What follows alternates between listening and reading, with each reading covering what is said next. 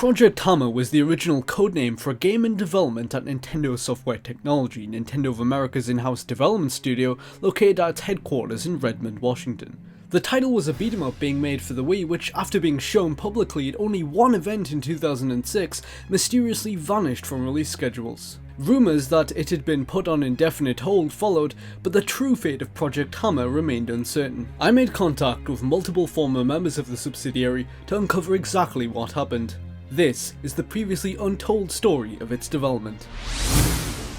Preliminary work on the game was established as far back as late 2003. The majority of developers assigned to it at the time were previously a part of the team responsible for 1080 Avalanche on the GameCube. After that game went gold, they immediately transitioned into pre-production on H.A.M.M.E.R. As a new IP intended for an unannounced system, it was a highly secretive project kept tightly under wraps by Nintendo.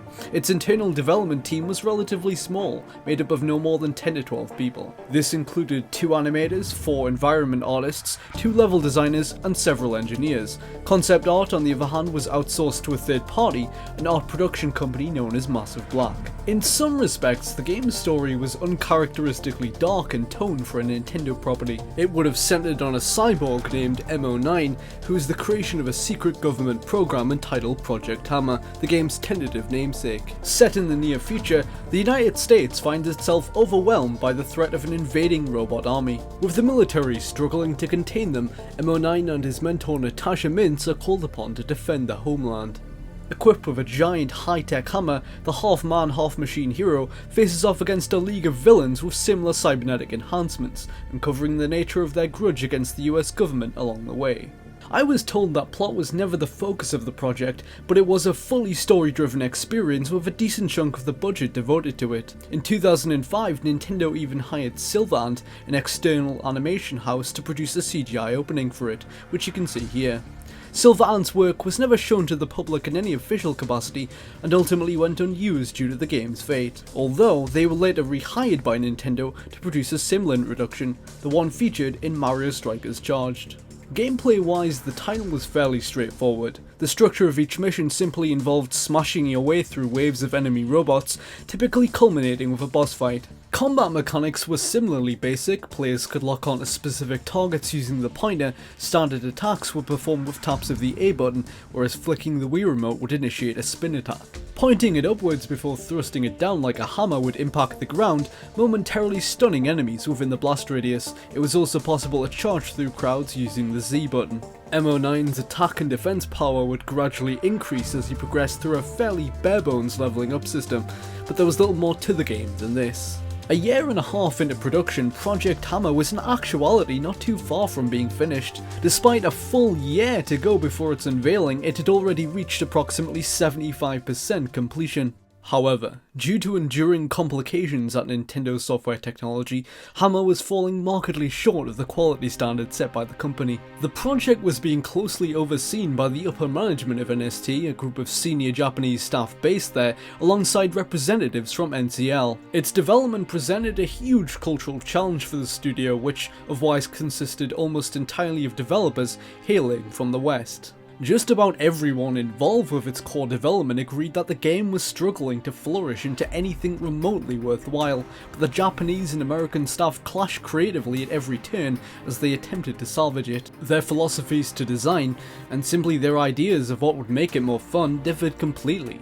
Whereas the Westerners recommended overhauling the framework of gameplay, the more powerful Japanese managerial staff opted to ignore this advice. They believed that the key to making the game more appealing and enjoyable laid in its environments. As such, the developers spent the next year or so tweaking and adding to the levels, which apparently were the single most interesting part of it. As E3 2006 loomed, the team continued on, attempting to make the best game possible in spite of their difficult situation. More developers joined after Metroid Prime Hunters was finished, and preparations for E3 were soon in full swing. A vertical slice demo was prepared for the event, but not before it would gain its finalized name behind the scenes. At E3 in May, Nintendo would announce the title's existence under the working title of Project H.A.M.M.E.R, but internally it was now being referred to as Machine X. It was received with a range of emotions that year, ranging from positivity to uncertainty. It didn't quite live up to its promise of realistically replicating the swing of a giant hammer as certain PR statements from Nintendo had suggested, but with the press assuming it was still quite early, there was optimism in the air. Machine X was glimpsed only once more after E3 in this incredibly low quality reel of future Wii games released on Nintendo's Japanese site in September 2006. After this, it disappeared from their future showings, leading to rumours of its cancellation in June 2007. Nintendo of America's then director of PR, Beth Llewellyn, was quizzed about the status of the project later that year. When asked if it was cancelled, she said, "Development resources have shifted for the time being, but it may come back. But right now, it's not a focus of ours." When asked if work on it had been paused, she replied, probably, yeah. Again, we shifted our focus. Some games have shifted development resources. Notwithstanding the vagueness of her response, this led many to assume that development on it had either been put on hold or had been quietly cancelled altogether. This was never the case. Despite NST taking on other projects, development was still very much ongoing. Machine X was not terribly far from being finished, but its issues had continued to mount. One former developer of the company told me that the gameplay was its biggest sin, and that the story and its characters completely failed to inspire. In their words, and I quote, "They just could not make it fun. Imagine swinging the controls to constantly smash and kill enemies. It was just not fun." As the source continued, they described the entire project to me as a mess, and the working conditions at NST as awful. For the remainder of development, the team at NST continued to fight a losing battle for creative control. The Japanese management had continued to override any meaningful changes the designers and other staff wanted to implement. On multiple occasions, members of the team allegedly had their suggestions dismissed outright, and were told the reason for this was that they wouldn't understand because they weren't Japanese. In the words of another former developer, "Many of us knew how to create a fun game, but the Japanese would not say what we were talking about. They would not listen to the other team members who were not Japanese." It wasn't long after this, in late 2007, that the project was flipped on its head. After around 4 years of work, Machine X found itself in a state of flux. The management had reached the conclusion that the way forward was to drastically alter its visuals. Some of the in-house artists proposed ideas on how to go about this, including the concept of adopting a brighter, more vibrant watercolour look. Ultimately, none of these explorations were deemed radical enough by those in charge. The game in its original form was put on hold in early 2008, and the management made the decision to start over, at which point it was given a completely different visual style. The core mechanics of gameplay remained the same, although no assets were transferred over. Players would still smash enemies with the Wii remote, but this time while controlling a generic cartoon character, as one source described it, instead of MO9. The game took on a much more casual, friendly approach to its appearance, not too different from the Wii sports games. It also introduced a larger focus on environmental destruction. The codename for this reshuffled version of Machine X was Wii Crush. New style or not, however, most agreed that it still wasn't enjoyable to play. One source told me, "It was apples and oranges at that point. Which would you like? Neither style was fun. It was a very boring game." At this point, the project was starting to lose direction, and the lack of creative control and respect that NST was affording its workers began taking its toll. From 2008 onwards, staff began leaving in their droves.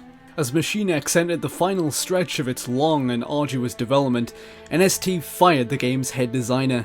The management refused to take any responsibility for what had happened, and placed the blame squarely at the feet of this one individual. More continued to leave as the year went on, and as more resignations poured in, NST's management found itself being directly accused of nationalism and racism by former members of the studio. Soon, a concerned Nintendo of America reacted to this by undergoing an internal review, which involved carrying out an extensive survey on the managerial staff and the general working conditions. I am unable to disclose these documents due to their sensitive nature, but the morale scores came back as a record low for the company.